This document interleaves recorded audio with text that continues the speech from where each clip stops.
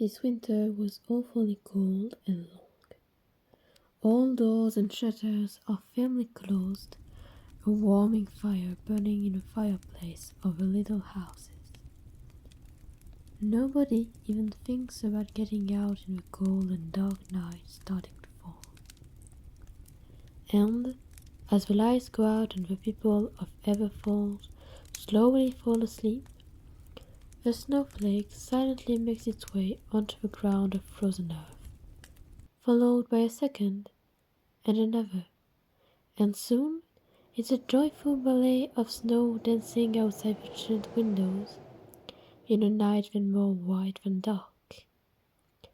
Everything is sleeping under the calm light of the moon watching over them. Everything except for one.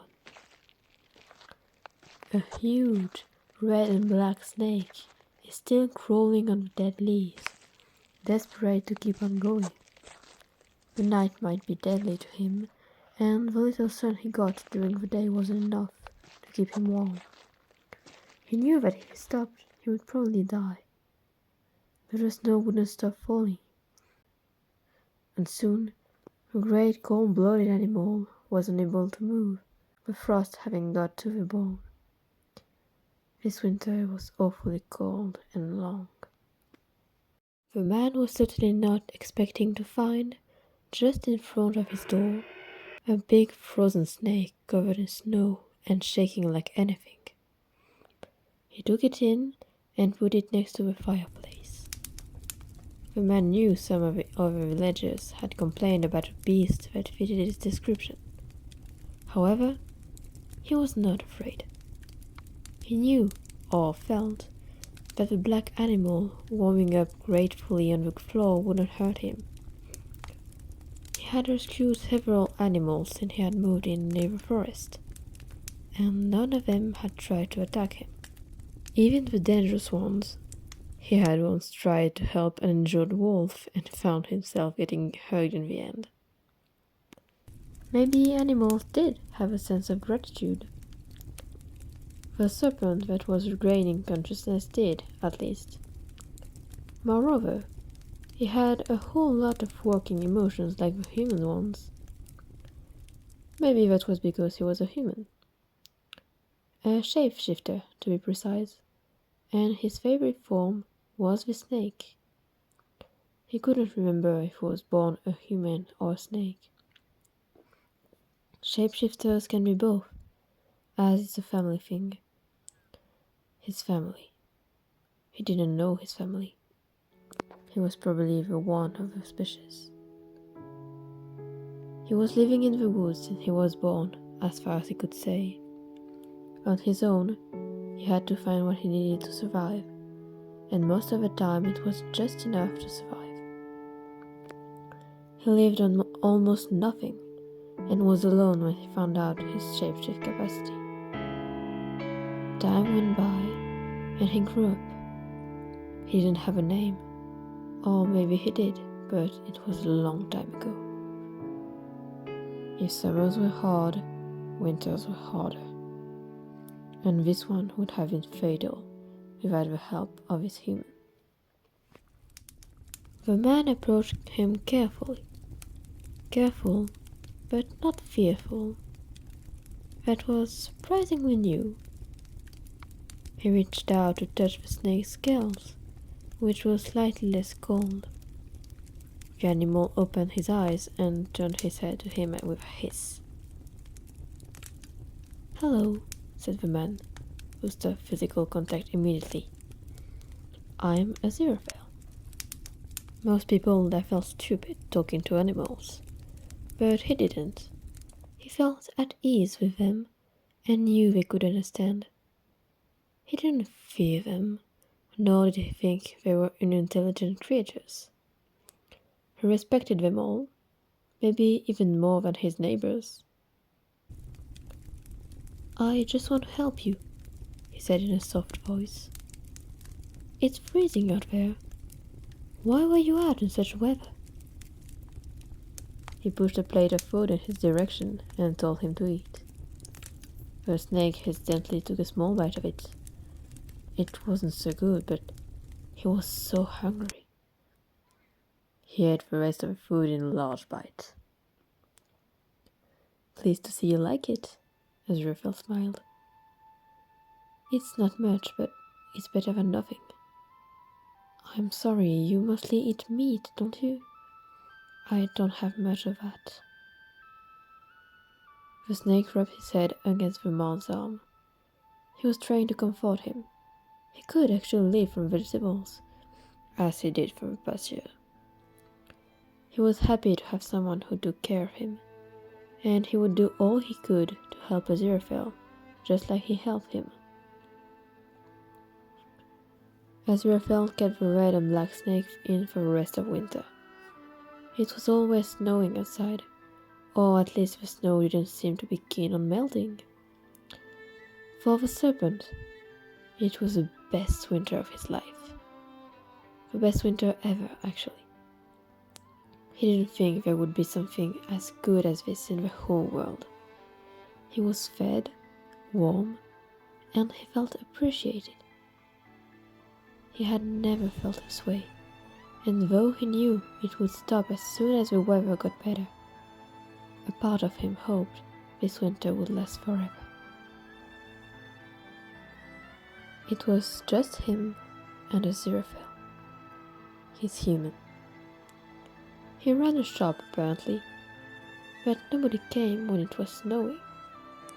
Most of the time he was sitting on the bed and the snake would sleep beside him, or even, after a few weeks, on his lap. But he was too big and finally decided only to rest his head on the other's lap, which was definitely less heavy. Aziraphale often asked him for advice on what he could wear, and the other was always right, most of the time.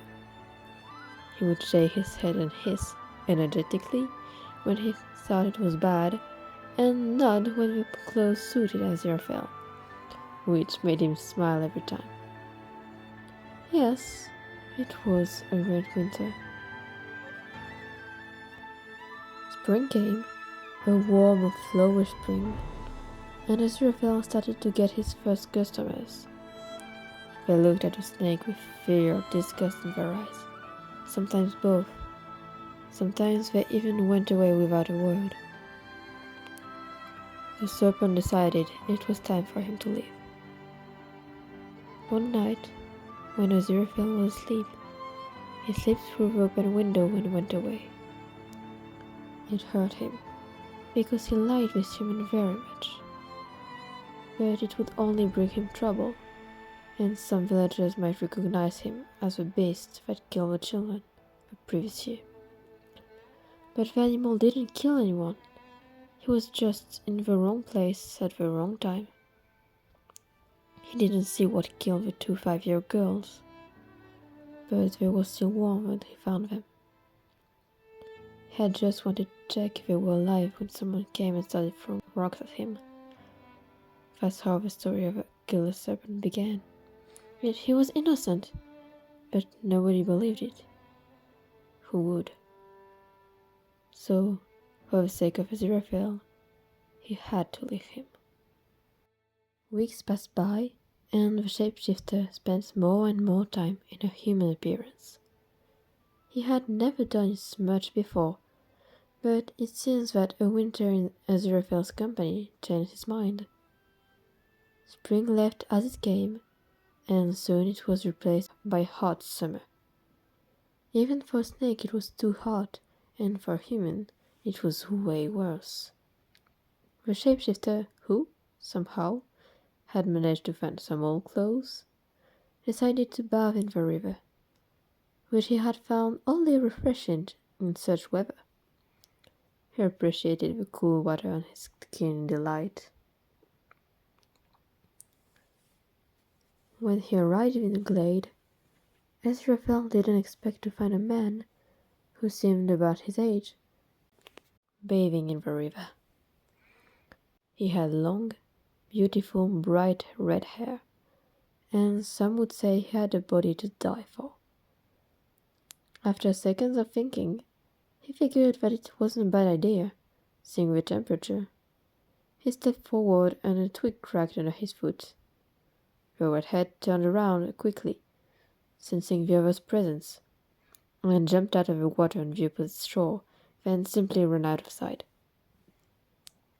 Aziraphale noticed the clothes he left on the ground and took them to bring them to the man. He didn't understand why the other ran away, but she just couldn't let him naked in the middle of the woods. And judging by the look of the clothes, he had been robbed, thought Aziraphale. It looked like the red-haired man hadn't gone far. When Aziraphale reached him, he looked away, assuming it was the reason why the other had fled. He reached his hand out to pass him the clothes. When he was done, Aziraphale told him his name. "I'm Aziraphale." Understanding he was silently asking for his, the shapeshifter realized he didn't really think of a name. He'd just pick one at random and that to do. Crowley. That's an unusual name, but it's surely a lovely one. Aziraphale smiled. Isn't Aziraphale unusual too? Yeah, I believe you're right, he agreed. Where are you from? It's quite far, he lied. He had to keep it a secret that they already met. Maybe Aziraphale wasn't open-minded enough to accept it, and he was not going to take the chance. I see. Robbery often happens around here, but my house is near. I'll get you some clothes if you would please follow me. And so did Crowley, who knew the way so well it was hard for him to hide it. Fortunately, the other didn't seem to notice anything and gave him a black shirt and dark trousers. I don't wear them often, and they should fit perfectly, Aziraphale judged. Unless you want something else. Perfect, thanks. While Aziraphale was making dinner, to which he had insisted Crowley took part in, Crowley instinctively looked at him. It had been almost 3 months since he hadn't seen the other, and he didn't change at all. The same soft blonde hair, same sparkling eyes, same true smile. He even had a squirrel inside the house. A squirrel? What's this squirrel doing here? He asked. Oh yes, I rescued the poor thing. She had a broken leg, you see, he explained. You helped many? Well, sort of. How many?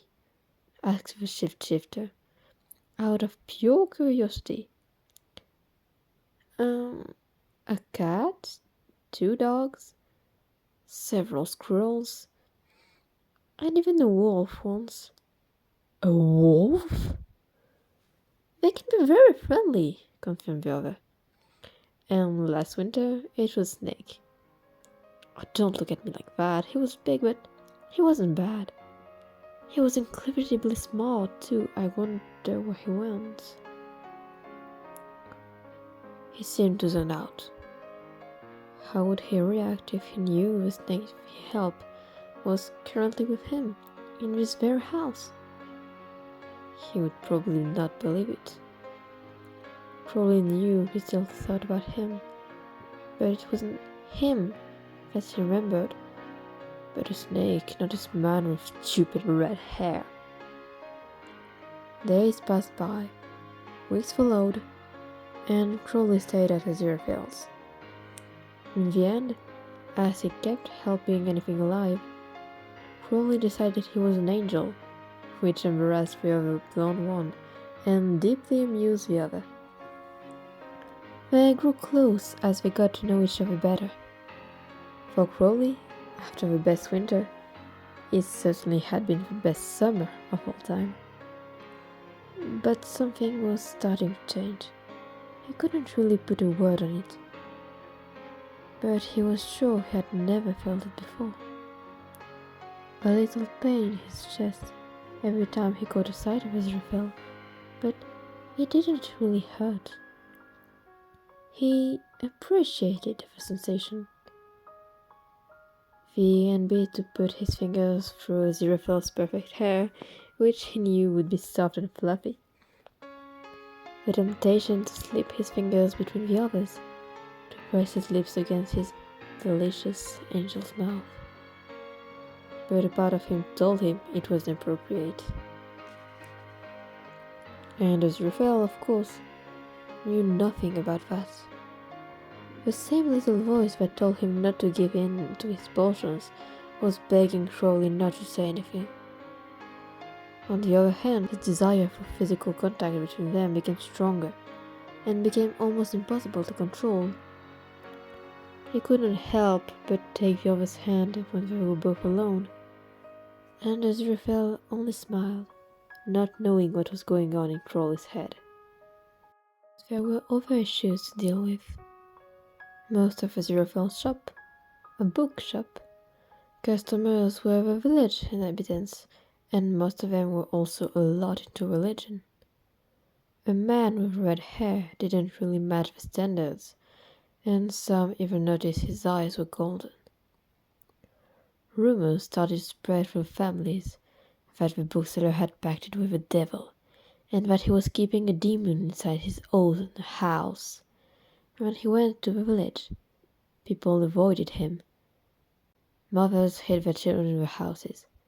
He felt like a stranger to them. Before he was considered an angel, then he was known as the Damned One, and nobody would even pronounce his name. He had fewer customers due to these rumors, and it was really getting hard to live for two people from little money we got.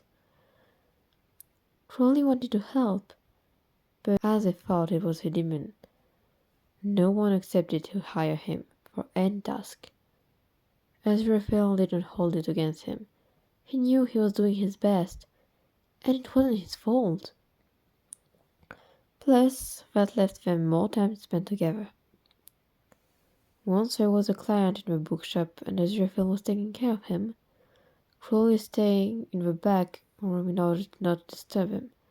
The only problem with the bookshop's back room was that you could hear absolutely everything happening in the other rooms. "You know there are rumors," started the client. "Yes, I do, and I can say that they're false." Of course, I believe you. But still, I don't think you'll be able to go through winter with your current rent, even more with someone else." There was a silence. "What are you insinuating, Gabriel?" "I'm just saying, if they ever let go of that demon thing, and that's certainly not happening soon, there'll be other kinds of rumors." "Get out," Aziraphale snapped. "I have warned you, Aziraphale. Don't say I didn't," added the customer, apparently named Gabriel. "Thanks for your purchase," sharply said the bookseller. The doorbell rang as Gabriel left the shop. Crowley heard Aziraphale sigh loudly and walk in. He stopped as he saw the redhead. Aziraphale smiled sadly. "You heard it all, didn't you?" Crowley nodded silently. "I knew already, Angel, don't worry." "I am not going to pay attention to such things. I know you are not a demon, my dear," insisted Aziraphale. "I'll protect you." "I don't need to be protected." "I'll leave, Aziraphale. Don't talk." "He's right after all. You won't make it for winter if I'm here." "I don't care. If you leave, I leave too. There's nothing holding me back here," Aziraphale said. "If you want me with you." That was something Crowley couldn't say no to. He wanted Aziraphale beside him, for a reason he didn't know yet and was going to figure out. "You can't leave this bookshop." "Nothing lasts forever, Crowley, and He stopped. I will stay with you. Crowley felt like his friend meant something different, but he couldn't quite put a word on it. He had met humans before, but still struggled to understand them. The trees in the forest had their leaves turning a pretty shade of yellow and orange, signifying the arrival of autumn in the town. Aziraphale was charmed, the colors reminding him, though he wouldn't admit, of Crowley's beautiful eyes. However, people in Neverfall started to believe, after thinking he was a demon, that Crowley was actually the snake that killed the two girls, exactly a year before this moment. It did not help that he seemed to have the same eye color, and he couldn't get out of his friend's house without having people throwing rocks and yelling at him from a distance. Aziraphale and he talked about what to do. Crowley made his opinion clear from the start. He didn't want the other to give up everything for him. Aziraphale insisted that he didn't care and wanted to go with him. We can go off together, he said. Just the two of us. But again, Crowley denied his proposition. They argued for a moment, but Aziraphale's pleading look let him win the battle. They would leave Ever Falls, together, and tell the world to leave them alone. Nobody looked for them. Nobody wanted anyone to look for them, far from that, and they even liked it. Aziraphale had managed to bring some of his books with him and spent days reading, waiting for Crowley to come back from whatever activity he was doing outside. Hello, dear, he said as he heard the wooden door creak. They had made the small shed together, out of the wood of one of the surrounding trees. It was just theirs, and that made them happy. Hello, Angel, answered Crowley. Here's for dinner. It seemed that this day's activity was hunting. He knew Aziraphale was an animal lover, but sometimes they had to eat some meat. Crowley always took care that it was only enough to eat and an animal who was quite old. Each time he didn't let the animals suffer. He had lived as one of them for most of his life, as a shapeshifter. Aziraphale smiled and went to make dinner, to which he was better than his friend. But one night, when Crowley came back from his daily activities, Aziraphale didn't react. He was sitting on his homemade bed, lost in his thoughts. His book, which was on the table in the morning when Crowley left, was laying there untouched. Had he been sitting there all day? That was possible. Are you all right? Crowley broke the silence. Aziraphale didn't look up and closed his eyes. I need to tell you something, Crowley. Come sit here. Worried, he obeyed without a word. He felt like there was something stuck in his throat. He knew it was only a sensation, but what Aziraphale had to say had to be important enough to make him feel really uncomfortable. Thanks, said the blonde one. Look, I've been meaning to tell you that for a long time, but it never seemed to be the right moment. I thought about it a lot today, and there might just never be a right moment to say it, so I'm just going to say it now and see what happens next. Please listen and don't interrupt it. So, right.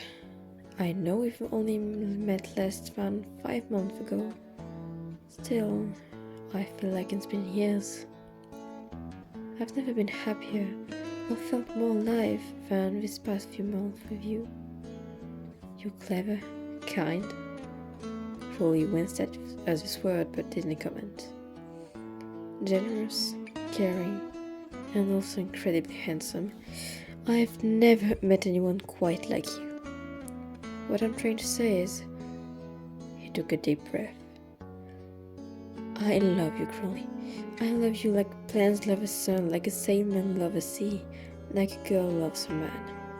And I've never loved anyone like I love you, he concluded. All along, Crowley had remained silent. He had seen humans in his life, in both his human and snake form. Therefore, he was no stranger to the notion of love. He just couldn't define it. How could you understand something that you've never experienced yourself? Of course, he knew what it generally was. When one loves another, they're bound to start a family. But as Aziraphale was talking, he was starting to understand what it really meant to be in love. And he thought that it was exactly what he felt towards Aziraphale.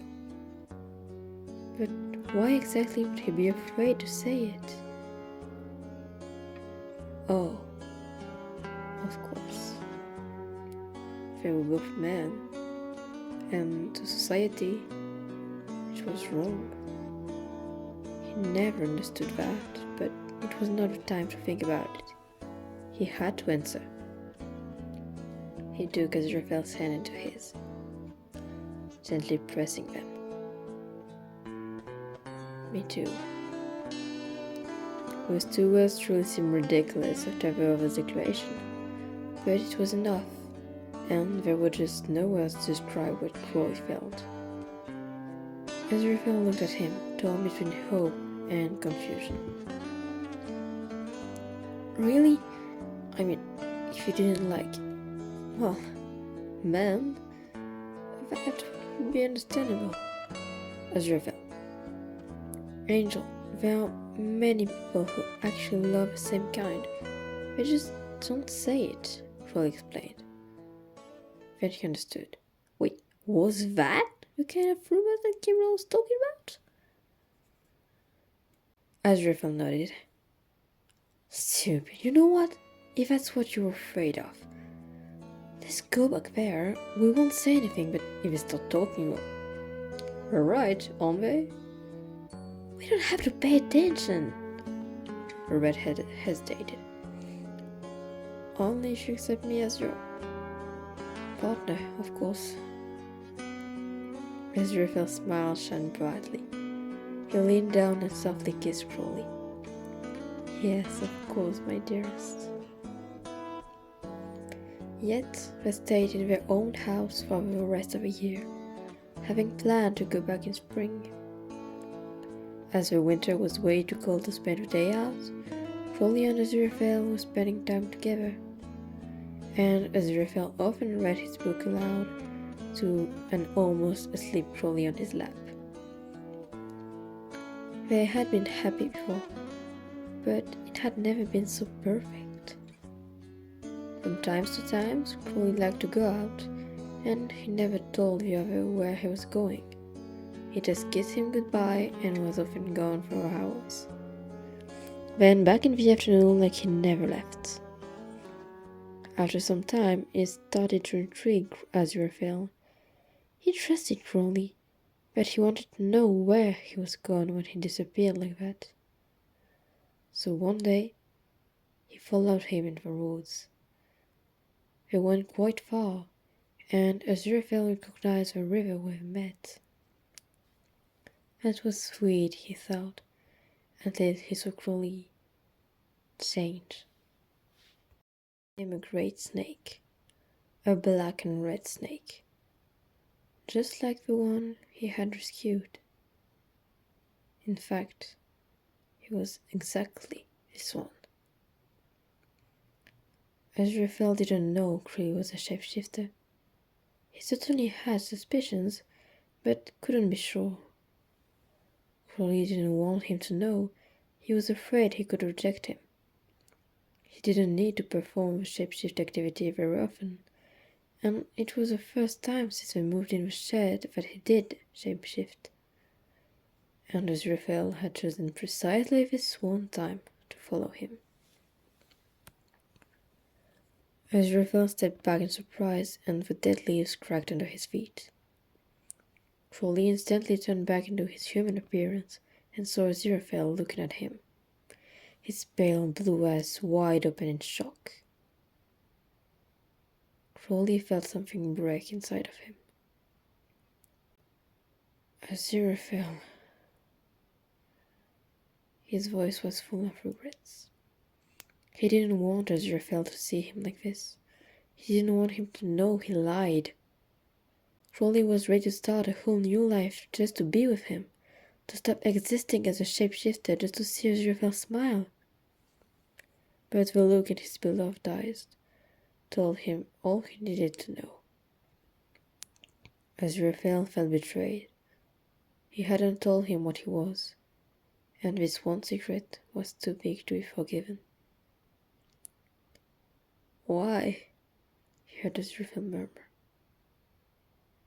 Crowley looked down, ashamed of himself. He had never felt so miserable. Why didn't you tell me? Continued Aziraphale, walking to him. I thought you'd hate me. I didn't want that. Oh, Crowley. Aziraphale sighed and laced him, to Crowley's great surprise. I'll never hate you, my dear. Aziraphale broke the embrace and cut his face in his hands. He looked in the other's golden eyes. They were more beautiful than ever. I thought you might be a shapeshifter, but I wasn't sure, he explained. I had no proof, you see. It never bothered me anyways. I love you, and it will not change. I love you too, Aziraphale. So much. I know. They smiled, a bit sadly maybe. But after all, everything was all right. The time passed. The yellow and orange forest landscape had long turned into the pure white of snow, only disturbed by the colors of two men living happily on the anniversary of their first meeting. White slowly faded away, letting the sweet green of grass and birds take place, signing the end of winter. The silence turned into the delightful chirp of the local birds, and the two lovers left their little house to go back to the village. No rumors would make them run away together again. Why did they care? They were together, and they didn't need anything else. Nobody has heard from them since. Decades later, this story is already long forgotten. Everfalls is lost somewhere no one heard of, in the middle of impenetrable woods, and there has not been a soul living there for a very long time. But sometimes, when people are walking into the forest, simply enjoying the song of birds and the sound of the wind, sometimes a nightingale can be heard. These times, when we listen very carefully, we can distinguish the laugh of two persons far away, deep in the forest. Some say they are the voices of Aziraphale and Crowley, living there since then. But they're just rumors, right?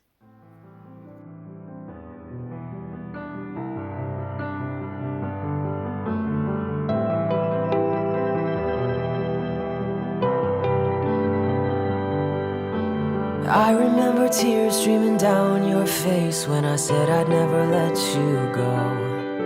And all those shadows almost killed your light. I remember you said, don't leave me here alone. But all that's dead and gone and past tonight. Just close your eyes, the sun is going down. You'll be alright, no one can hurt you now. Come morning light, you and I'll be safe and sound.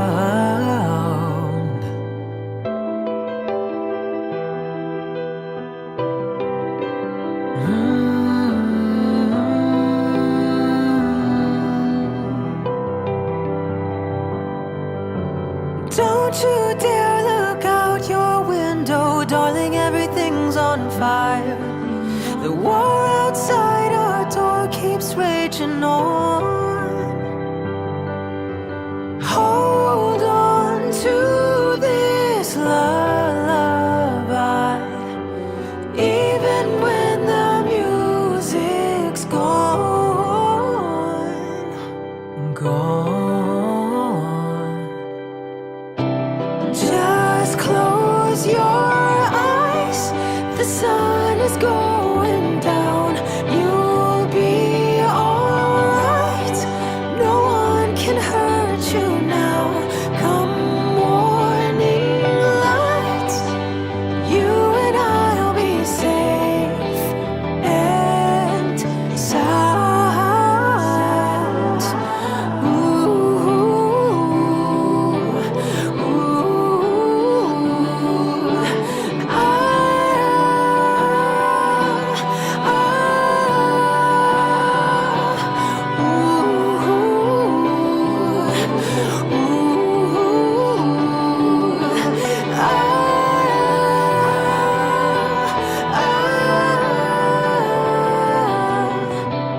Just close your eyes, the sun is going down. You'll be alright, no one can hurt you now. Come morning light, you and I'll be safe and sound, sound.